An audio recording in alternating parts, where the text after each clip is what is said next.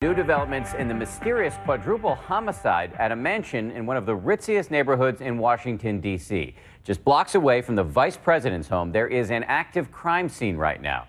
Today, we heard from the investigators, and for the first time, about a man who is said to have pounded on the door just hours before that mansion went up in flames. Here's ABC's Ryan Smith.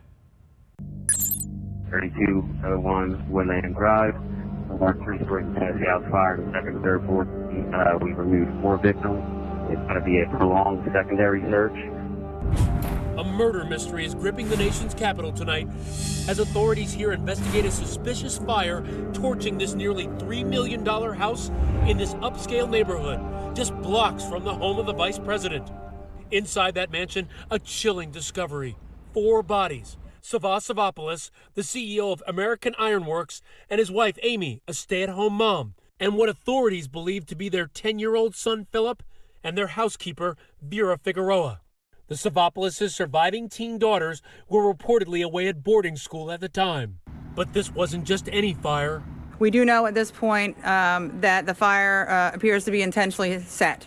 Police confirming there is more to this story. There were injuries discovered, appear to be blunt force or sharp object injuries. And more intrigue.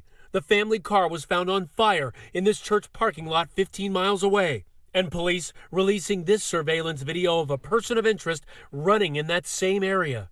I've been here for 25 years and nothing like this ever happens. Right now, everyone in the neighborhood's just a little shaken up. They're not sure really what to think. One of the first pieces of evidence that authorities are examining, this voicemail. It's Savva. I hope you get this message. That's Savva calling a family employee the night before the blaze, telling her not to come to the house. Amy is in bed sick tonight, and she was sick this afternoon, and Vera offered to stay and help her out. So she's going to stay the night here, but Vera's phone died, and she doesn't have her charger, and I don't have a charger that fits her phone. So I don't know if you can tell anybody that would be worried about her that she's just going to be here with us tonight. Then Thursday, the morning of the fire, housekeeper Nalitza Gutierrez receives a text message from Amy Savopoulos telling her not to come to the house. And they say, I want to make sure you do not come today. I don't understand why. God saved my life. Nalitza Gutierrez also telling ABC News that Vera Figueroa's husband then went to the Savopoulos home looking for his wife because he hadn't heard from her. Banging on the front door, allegedly hearing noises coming from inside, then receiving a call from Savopoulos saying his wife is staying the night. Hours later, the mansion goes up in flames. And at 5 p.m., the tragic confirmation.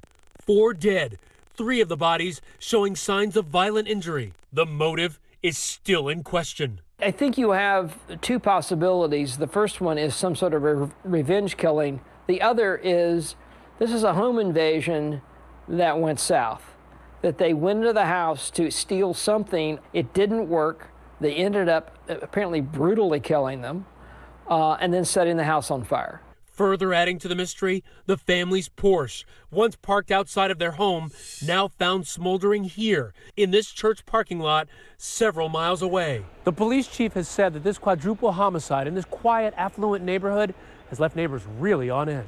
You know, I certainly understand how tense and nerve-wracking this is for the community. We try and keep our foot patrol and bike patrol officers out there so they see the police presence. In an interview on Tuesday with the ABC affiliate in Washington, D.C., the chief of police hinting at the detective work going on out of camera view. There is certainly a huge element that is talking to people, interviewing neighbors, interviewing family members. But a large part of what we do now is puzzle piece after puzzle piece. There is digital evidence that has to be recovered, lots and lots of videos that have to be reviewed.